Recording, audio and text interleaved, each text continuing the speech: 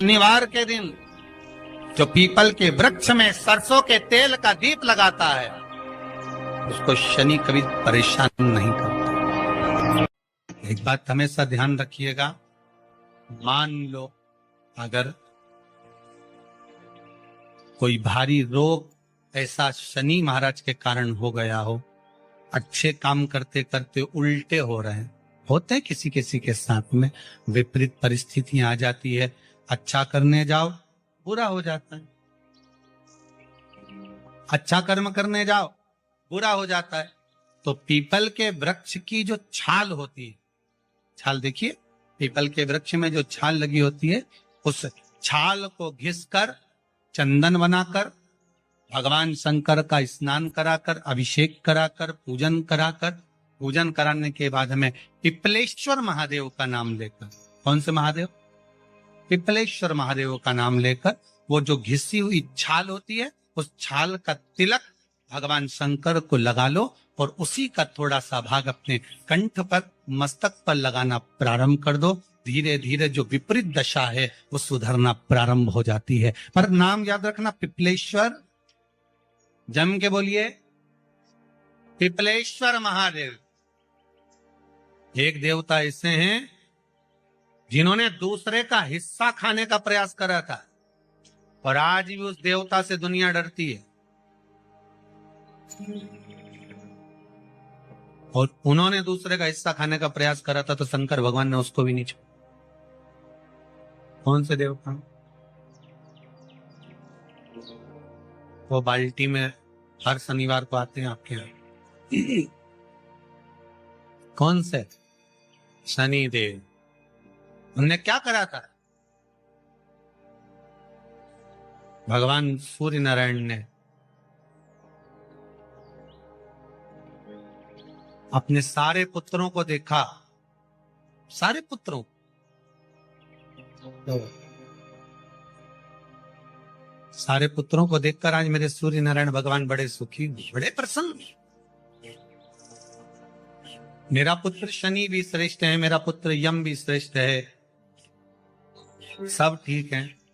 आज भगवान सूर्य देवता ने अपने पुत्रों को बुलाकर कहा, आज मेरा मन कर रहा है कि मैं सारे लोगों का राज्य अपने पुत्रों को बांट दूं, सबको अपना अपना हिस्सा दे दूं। शनि महाराज जी को भी हिस्सा दे दिया गया। अब जब शनि महाराज जी को हिस्सा दे दिया तो शनि महाराज जी संतुष्ट नहीं हुए। दुनिया में ऐसे लोग बहुत सारे हैं जो संतुष्ट बहुत कम हो पाते। शनि देव के मन में संतुष्टि नहीं है। जब शनि देव के मन में संतुष्टि नहीं हुई तो शनि महाराज उसी समय पर अपने सारे भाइयों का हिस्सा बटोरने लगे, उस पर कब्जा करने लगे। कब्जा करने लगे तो सूर्य देवता की आंख में जल भर गए।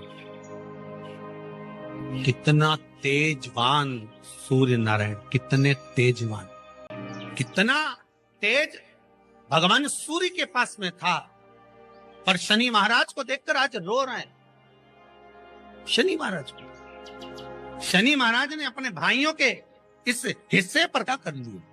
सूर्य नारायण भगवान की आंखों में जल भर गया कि मेरा पुत्र ऐसा कर रहा है। शनि को बुलाया सूर्य नारायण भगवान ने, समझाया और नहीं माना। किसी किसी की नियत होती है कि इसको इतना कैसे दे दिया, अम्मा ने इसको इतना कैसे दे दिया, पिताजी ने इसको इतना कैसे दे दिया, मैं तो कब्जा करूंगा, दुकान नहीं छोड़ूं, घर नहीं छोड़ूं, ये नहीं छोड़ूं, वो नहीं छोड़ूं। मत छोड़, एक दिन संसार छोड़कर जाना पड़ेगा।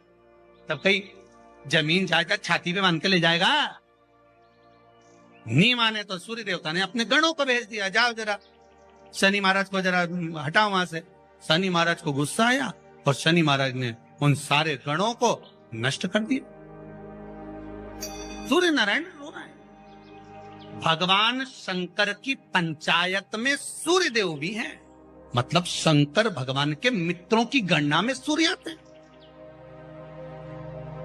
भगवान विष्णु, सूर्य नारायण, शंकर भगवान, माँ दुर्गा, गणेश जी, ये पंचायत है ना शंकर की, शिव पंचायत।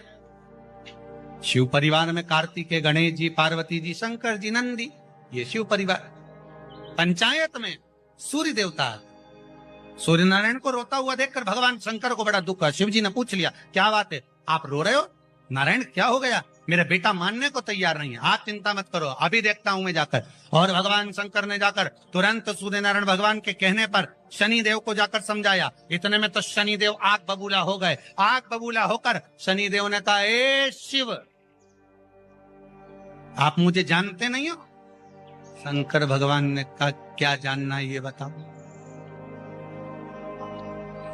क्या जानना है ये बताओ। शनिदेव कहते हैं, आप मेरी दृष्टि को नहीं जानते?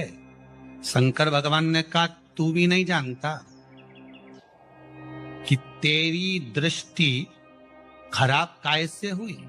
तेरी दृष्टि को श्राप किसका लगा है, तुझे नहीं मालूम क्या? शंकर भगवान ने जब समझाना चालू करा कि देख शनिदेव, तुम तो कह रहे हो, तुम तो बोल रहे हो कि मेरी दृष्टि नहीं जानते। हम जानते हैं आपकी दृष्टि, मना नहीं है, जाना, पर आप नहीं जानते क्या? शिव जी जानते हैं। शिव जी ने कहा, मैं सब जानता हूं। आपका विवाह करा सूर्य देवता ने, आपकी पत्नी घर में आ गई, आप अपनी पत्नी को देखते तक नहीं थे, इसलिए आपकी धर्म पत्नी ने आपको श्राप दिया कि जिस पति ने मुझ पर दृष्टि नहीं डाली, मेरे वो पति की दृष्टि कुदृष्टि हो जाए, जिस पे डालेगा वो बर्बाद हो जाए। शनि महाराज ने कहा, आप मेरी पत्नी की याद मत दिलाओ। शंकर भगवान बोले, ए शनि, फिर समझा रहा हूं, हिस्सा छोड़ेगा कि नहीं छोड़ेगा? शनि बोले, नहीं छोड़ूंगा। शंकर भगवान ने उठाया, पीपल के पेड़ के नीचे ले गए और पीपल के पेड़ के नीचे शनि महाराज को उल्टा लटका दिया। 19 साल तक शनि महाराज को पीपल के पेड़ के नीचे शंकर जी ने लटका के रखा। अब बोल, 19 वर्ष तक शनि महाराज पीपल के वृक्ष में, पीपल की जड़ पर बंधे रहे, बोले ही नहीं, शिव टंगे रहे। अब दूसरे का हिस्सा खाने वाले को जब शनि महाराज जैसे के लटका दिया भोलानाथ ने, तो तुम कहीं लगो रे लाइन में? मेरा विचार तो करो। 19 वर्ष तक शनि महाराज लटके रहे, तब 19 वर्ष नेत्र बंद कर कर शनि महाराज ने शंकर की आराधना करी कि दुनिया में कोई ऐसा नहीं जो मुझे उल्टा लटका दे, केवल एक ये ही है जिनने मुझे लटकाया है। तो 19 वर्ष तक तप करा तो शंकर जी प्रसन्न हो गए। धर्मी को हटाकर पार्वती को लाए, साथ में आशीर्वाद दिया, शनि महाराज को खोला। वर मांगो, तुम्हें क्या चाहिए, मांगो तुम्हें क्या चाहिए। शनि महाराज ने कहा, मांगूंगा कुछ नहीं, आप वर दे दीजिए। शंकर जी ने कहा, मैं तुम्हें दंड अधिकारी बनाता हूं कि आप अच्छे और बुरे का दंड दोगे, आप अधिकारी बनकर बैठोगे, मेरा आशीर्वाद तुम्हारे साथ है। दंड अधिकारी। भगवान शंकर का एक अवतार है पिपलाद अवतार।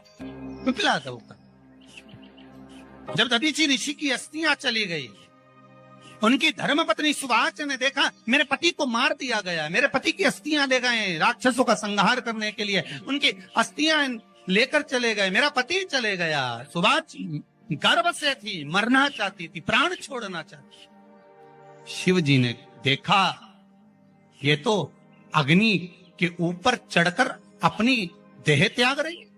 शंकर भगवान ने आकर कहा, रुक जा सुभाष, रुको, तुम्हारे गर्भ में बच्चा है, तुम्हारे गर्भ में बच्चा है, वो बच्चा मर जाएगा। अब इस बच्चे को जन्म देकर भी क्या करूं? नहीं पिता, तुम्हारे गर्भ में जो बच्चा है वो महाज्ञानी है, तुमने मुझसे प्रसाद के रूप में मांगा था, कहा था शिव जैसा पुत्र होना चाहिए, तो क्या तुम शंकर को नष्ट कर दोगे? मैं शंकर को जन्म दूंगी।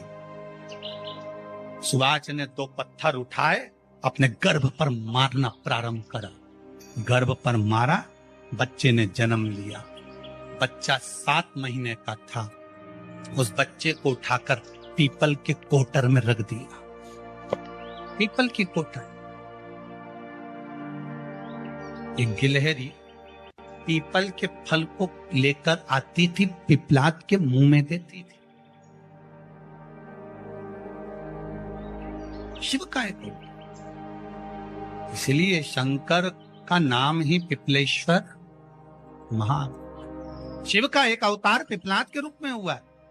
तुम क्यों चिंता करती हो? तुम चिंता मत करो, तुम्हारा पुत्र जन्म दो तुम, और दिया धन सुभाष ने, उसके बाद प्राणों को त्यागा। और उस पीपल के कोटर में अगर भरण पोषण करने वाला कोई था तो वह देवाधिदेव महादेव था। फिर निवेदन करेंगे, माता के गर्भ में बच्चा रहता है, उसका भरण पोषण करने वाला मेरा देवाधिदेव महादेव है। अगर जन्म उसने दिया है तो मृत्यु भी वो देगा। अगर तुमको कुछ ज्ञान दिया है तो अच्छी जगह पर भी वही पहुंचाएगा। आप जो अभिलाषा लेकर आते हैं, बच्चे कहते हैं हमारी नौकरी नहीं है, सर्विस नहीं है, हम इस कॉलेज में पढ़ना चाहते हैं, हम इस जगह जाना चाहते हैं, हम इस पद पर जाना चाहते हैं, बस इतना याद रखना, तुम्हारा भाग्य बुरा नहीं होता। कभी भी याद रखना, संसार में जिसको भगवान ने जन्म दिया उसकी किस्मत कभी बेकार नहीं हो सकती। अगर भगवान तुम्हारी किस्मत बेकार होती तो जानवर बनाकर पैदा करता, इंसान बनाकर नहीं। किस्मत अच्छी थी इसलिए इंसान बनकर पैदा, जानवर बनाकर पैदा नहीं करा।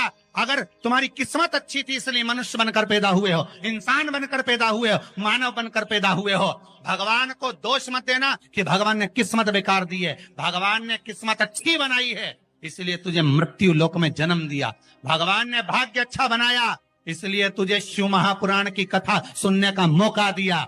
नहीं तो भाग्य में नहीं होती तो कहां से मिल जाती। किस्मत अच्छी है तो भगवान फिर नौकरी भी लगाएगा, धंधा भी करवाएगा, सर्विस भी कराएगा, विवाह भी करेगा, शादी भी करेगा, मकान भी बनाएगा, जायदाद भी देगा, संतान भी देगा। उसने दिया है पेट तो भरेगा वही।